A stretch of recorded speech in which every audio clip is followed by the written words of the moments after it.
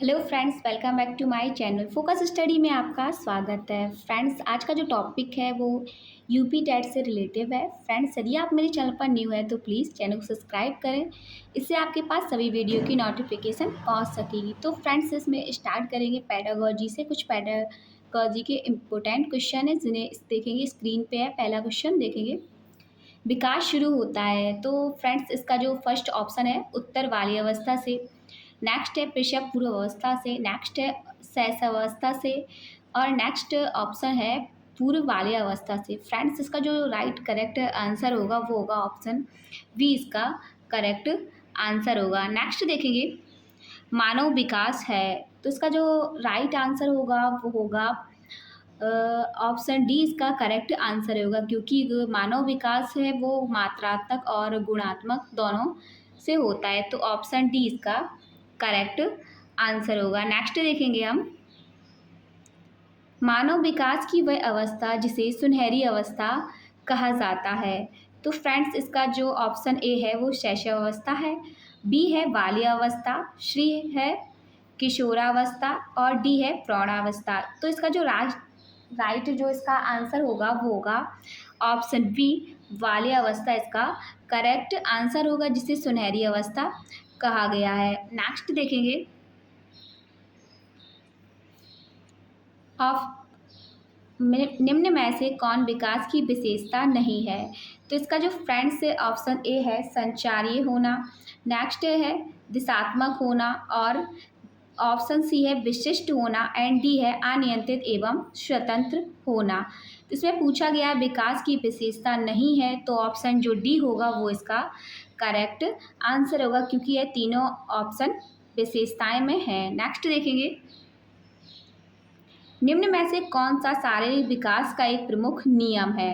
तो इसका जो राइट आंसर होगा फ्रेंड्स वो होगा द्रुतगामी विकास का नियम, जो शारीरिक विकास के प्रमुख नियम है। ऑप्शन जो सी होगा वो इसका करेक्ट आंसर होगा। नेक्स्ट देखिएगा विकास डॉट डॉट डॉट से डॉट डॉट डॉट की ओर बढ़ता है। तो इसमें ऑप्शन ए है सामान्य से विशिष्ट, बी है जटिल और कठिन, ऑप्शन सी है विशिष्ट से सामान्य की ओर और ऑप्शन डी है साधारण एवं और आसान। तो इसका जो राइट आंसर होगा वो ऑप्शन सी इसका करेक्ट आंसर होगा, क्योंकि विकास विशिष्ट से सामान्य की ओर बढ़ता है। ऑप्शन सी इसका करेक्ट आंसर होगा, सामान्य से विशिष्ट की ओर होता है, ये इसका ऑप्शन ए इसका करेक्ट आंसर होगा, क्योंकि विकास सामान्य से विशिष्ट की ओर होता है। तो ऑप्शन ए इसका करेक्ट आंसर होगा। नेक्स्ट देखेंगे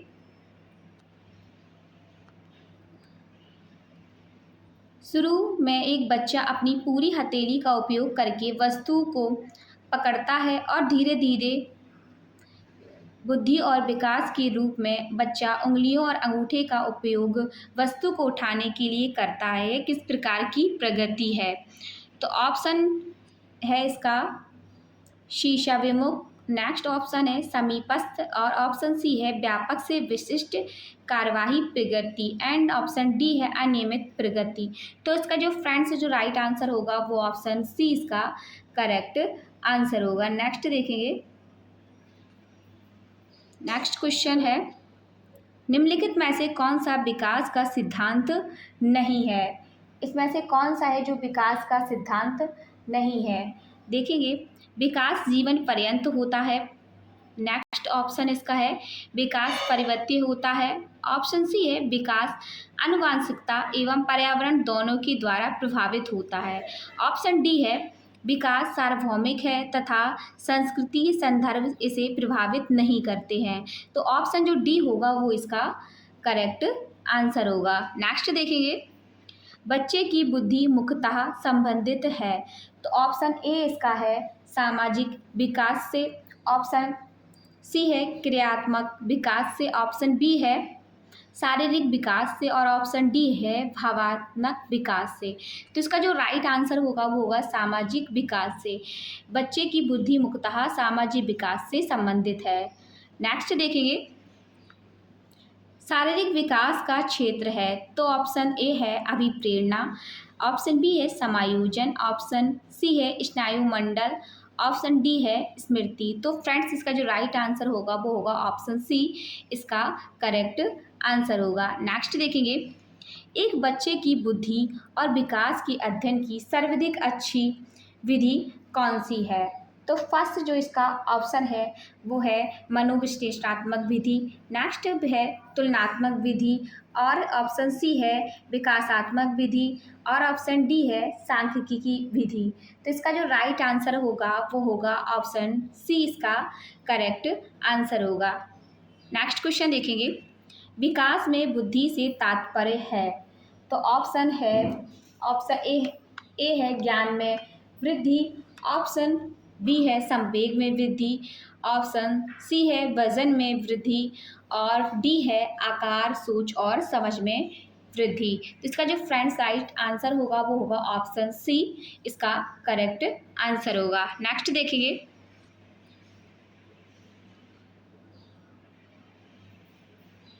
विकास के किस काल को अत्यधिक दबाव और तनाव का काल कहा गया है? तो फ्रेंड्स जो इसका जो राइट आंसर होगा, पहले ऑप्शंस देखेंगे, किशोरावस्था, ऑप्शन बी है प्रौढ़ावस्था, सी है माध्यावस्था, और ऑप्शन डी है वृद्धावस्था। तो ऑप्शन ए इसका करेक्ट आंसर होगा।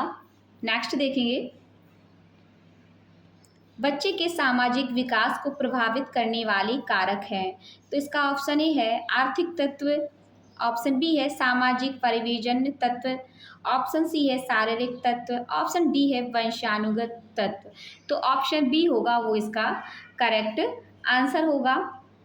नेक्स्ट क्वेश्चन देखेंगे, एक बालक का उसकी माता के प्रति आकर्षण को फ्राइड ने क्या कहा है? तो इसका जो राइट आंसर होगा वो होगा इलेक्ट्रा ग्रंथि, ऑप्शन इसका ए इसका करेक्ट आंसर होगा। नेक्स्ट देखेंगे, नेक्स्ट क्वेश्चन है बाल्यकाल होता है? तो जो इसका जो राइट आंसर है वो हम देखेंगे पहले, ऑप्शन सी इसका करेक्ट आंसर होगा, बाल्यकाल होता है, ऑप्शन सी इसका करेक्ट आंसर होगा। छठे वर्ष से लेकर 12 वर्ष तक की आयु का बाल्यकाल होता है। नेक्स्ट क्वेश्चन देखेंगे, मूल प्रवृत्ति की एक प्रमुख विशेषता है जो पाई जाती है? तो ऑप्शन है केवल चूहों और बिल्लियों में, ऑप्शन बी है केवल मनुष्यों में, ऑप्शन सी है सभी प्राणियों में तथा जन्मजात व प्रकृति होती है, ऑप्शन डी है इसका केवल कलाकारों में। तो इसका जो राइट आंसर होगा वो होगा ऑप्शन सी, सभी प्राणियों में तथा जन्मजात और प्राकृतिक होती है। तो ऑप्शन सी इसका करेक्ट आंसर होगा। नेक्स्ट देखेंगे, क्रिस्मन ने व्यक्ति को निम्न में से किस प्रमुख प्रकारों में वर्गीकृत किया है? तो इसका ऑप्शन है शैडोलकाय, गोलकाय, लंबकाय। तो और ऑप्शन डी है इनमें से सभी। तो ऑप्शन जो डी है वो इसका राइट आंसर होगा। नेक्स्ट क्वेश्चन देखेंगे, भारतीय संविधान में 6 से 14 वर्ष के बच्चों के लिए निःशुल्क एवं अनिवार्य शिक्षा का अधिकार निम्न में से शामिल है? तो इसका जो राइट आंसर होगा वो पहले ऑप्शन देखेंगे, पहले आर्टिकल 50, आर्टिकल 45, आर्टिकल 26, आर्टिकल 21 का ए, ये इसका ऑप्शन डी इसका करेक्ट आंसर होगा। नेक्स्ट देखेंगे हम,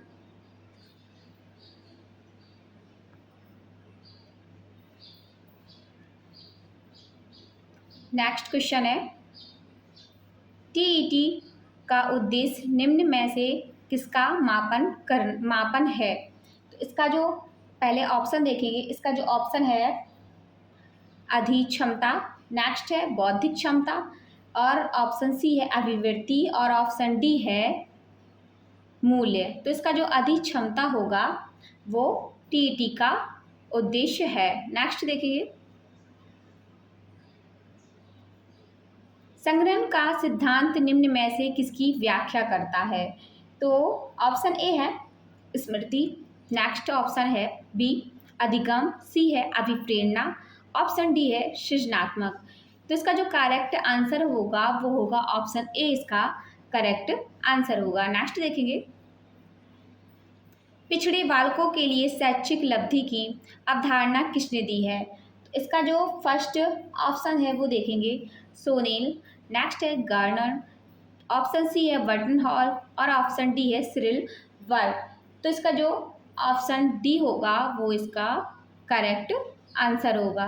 नेक्स्ट को देखेंगे हम, निम्न में से कौन सा एक उत्तम परीक्षण की विशेषता से भिन्न है? कौन है जो इन सभी से भिन्न है? देखेंगे, ऑप्शन ए है वैधता, ऑप्शन सी है वस्तुनिष्ठता, ऑप्शन बी है विश्वसनीयता और ऑप्शन डी है अधिक्षमता। तो इसका जो करेक्ट आंसर होगा वो होगा ऑप्शन डी, इसका करेक्ट आंसर होगा। नेक्स्ट देखेंगे, निम्न में से कौन सा बुद्धि का सिद्धांत नहीं है?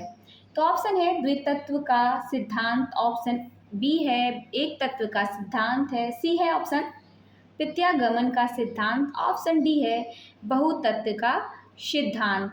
इसका जो करेक्ट आंसर होगा वो होगा ऑप्शन सी, इसका करेक्ट आंसर होगा। जो बुद्धि का सिद्धांत नहीं है, प्रत्यागमन का सिद्धांत, ये बुद्धि का सिद्धांत नहीं है, तो ऑप्शन सी इसका करेक्ट आंसर होगा। नेक्स्ट देखेंगे, नेक्स्ट हमारा क्वेश्चन है, निम्नलिखित में से कौन अंतरास्रावी ग्रंथि नहीं है?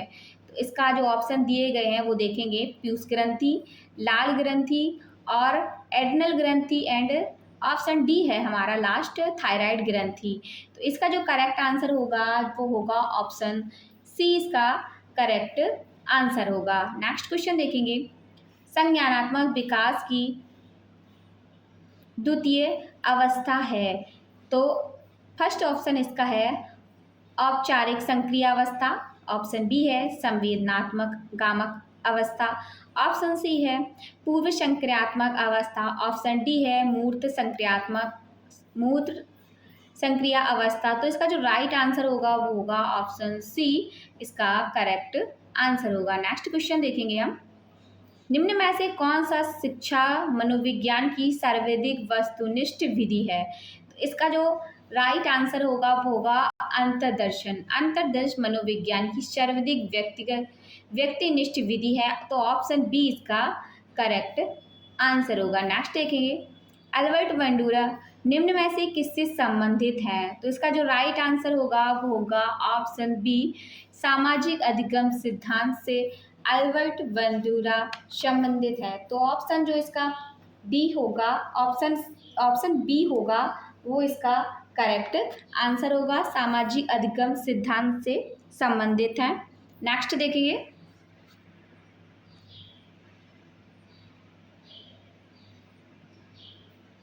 अधिगम में पठार निम्न में से किस कारण बनता है?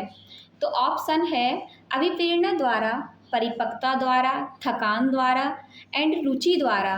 तो इसका जो राइट आंसर होगा वो होगा ऑप्शन बी, ऑप्शन सी इसका थकान द्वारा इसका करेक्ट आंसर होगा, जिससे अधिगम का पठार बनता है। नेक्स्ट क्वेश्चन देखेंगे, दर्पण चित्त परीक्षण किसे मापन हेतु प्रयुक्त होता है? तो इसका जो फर्स्ट ऑप्शन है अधिगम अंतरण को, नेक्स्ट है अधिगम की गति को, ऑप्शन सी है सृजनात्मकता को, नेक्स्ट ऑप्शन डी है अभिरुचि को। तो ऑप्शन जो हमारा बी होगा अधिगम की गति को, वो इसका राइट आंसर होगा। नेक्स्ट देखेंगे, क्लाउड पिक्चर परीक्षण निम्न में से किसके मापन में प्रयुक्त होता है? तो इसका जो राइट आंसर होगा वो होगा व्यक्तित्व, इसका करेक्ट आंसर होगा, जिसके लिए यह प्रयुक्त होता है। नेक्स्ट देखेंगे, नेक्स्ट क्वेश्चन है हमारा, निम्न में से शारीरिक विकास को प्रभावित करने वाला कारक क्या है? तो ऑप्शन है वातावरण, ऑप्शन बी है वंशानुक्रम, ऑप्शन सी है खेल तथा व्यायाम, ऑप्शन डी है इनमें से सभी। तो इसका जो राइट आंसर होगा वो होगा ऑप्शन डी, इसका करेक्ट आंसर होगा। नेक्स्ट देखेंगे,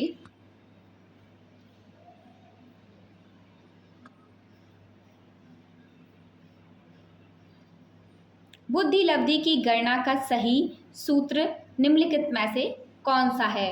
तो इसका जो राइट आंसर होगा वो होगा ऑप्शन सी। इसका करेक्ट आंसर होगा वास्तविक आयु अपॉन मानसिक आयु और इंटू 100। इसका ये करेक्ट आंसर ऑप्शन सी इसका करेक्ट आंसर होगा। नेक्स्ट देखेंगे,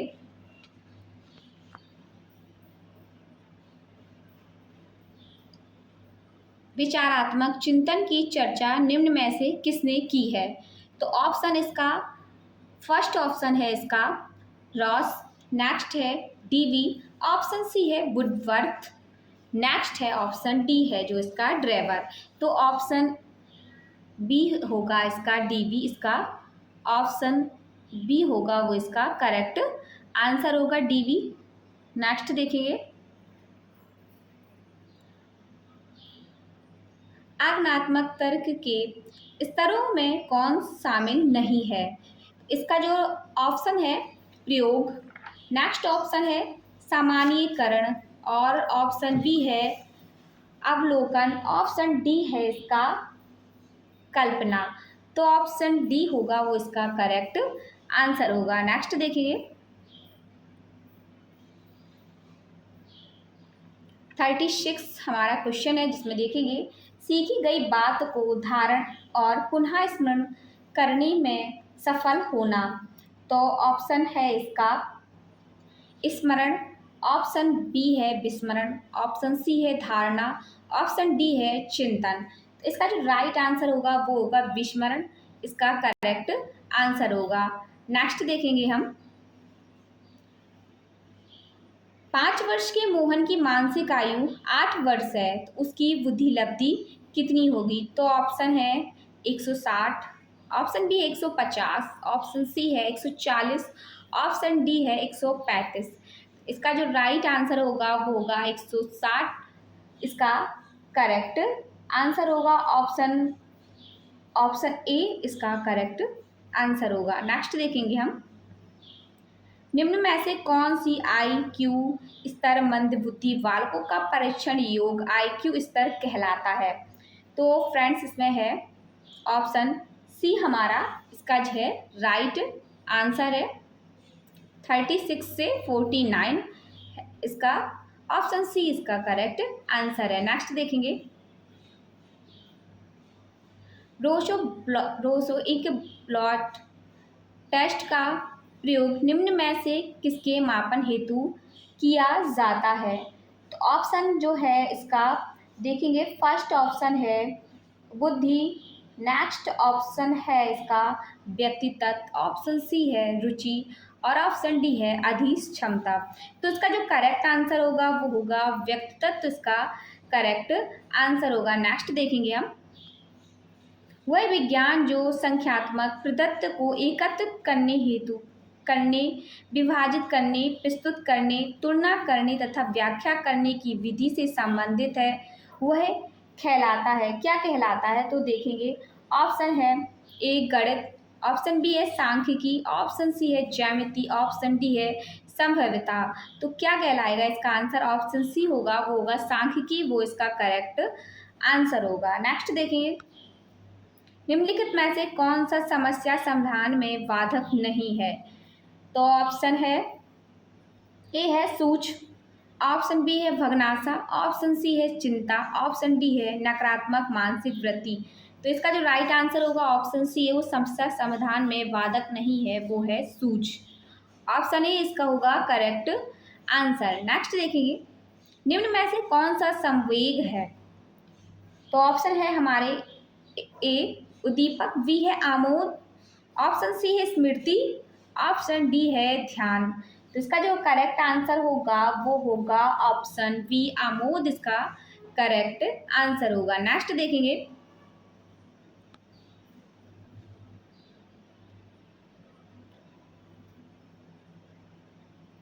ऑप्शन निम्न में से कौन सा व्यक्तित्व मापन की प्रक्षेपी तकनीक है? तो इसका जो राइट आंसर होगा वो देखेंगे हम लोग, इसका जो राइट आंसर होगा वो होगा ऑप्शन बी, इसका राइट आंसर होगा। नेक्स्ट देखेंगे क्वेश्चन,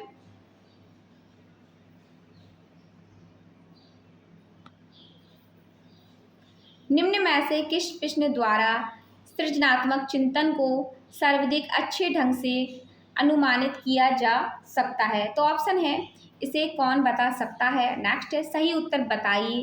ऑप्शन सी है क्या आप इसका उत्तर बता सकते हैं। ऑप्शन डी है इसके कितने विभिन्न तरीकों से इसे हल किया जा सकता है। ऑप्शन जो इसका होगा डी इसका करेक्ट आंसर होगा। नेक्स्ट देखेंगे थॉर्नडाइक के उद्दीपक अनुक्रिया सिद्धांत एसआर थ्योरी में सीखने की प्रक्रिया में क्या महत्वपूर्ण नहीं है। तो इसमें ऑप्शन दिए गए हैं। फर्स्ट जो ऑप्शन है वो है क्रिया प्रसूत व्यवहार। नेक्स्ट है अंतनोद और ऑप्शन सी है अभिप्रेरणा अभिप्रेरक। ऑप्शन डी है उद्दीपक। तो इसका जो ऑप्शन डी होगा वो इसका उद्दीपक इसका ऑप्शन डी उद्दीपक इसका करेक्ट आंसर होगा। नेक्स्ट देखेंगे शिक्षण के दौरान आवाज में उतार चढ़ाव उदाहरण है। तो फर्स्ट ऑप्शन है उद्दीपन परिवर्तन कौशल। ऑप्शन बी है प्रस्तावना कौशल। ऑप्शन सी है पुनर्वलन कौशल। ऑप्शन डी है समापन कौशल। तो इसका जो राइट आंसर होगा वो होगा ऑप्शन ए इसका करेक्ट आंसर होगा। नेक्स्ट देखेंगे हम निम्नलिखित में से कौन सा समूह सृजनात्मकता के तत्वों के संबंध में सही है। तो इसका जो राइट आंसर होगा वो होगा ऑप्शन बी इसका राइट आंसर होगा। नेक्स्ट देखेंगे एक 4-5 वर्ष के बालक ने अपने पिता की अपेक्षा माता के प्रति अत्यधिक प्रेम की भावना विकसित हो जाती है। बालक के व्यवहार में होने वाले इस परिवर्तन को फ्रेंड द्वारा क्या नाम दिया गया है। तो ऑप्शन जो इसका होगा वो ऑप्शन ऑडिपस कॉम्प्लेक्स इसका ऑप्शन सी इसका करेक्ट आंसर होगा जो फ्रेंड ने इसको नाम दिया है। नेक्स्ट क्वेश्चन देखेंगे हम जो हमारा लास्ट क्वेश्चन होने वाला है। नेक्स्ट देखेंगे निम्नलिखित में से कौन सा नियम थॉर्नडाइक के सीखने का गौण नियमों में शामिल नहीं है। थॉर्नडाइक का देखेंगे कौन सा है। ऑप्शन ए इसका राइट आंसर होगा सदस्यता का नियम। ऑप्शन ए इसका राइट आंसर होगा।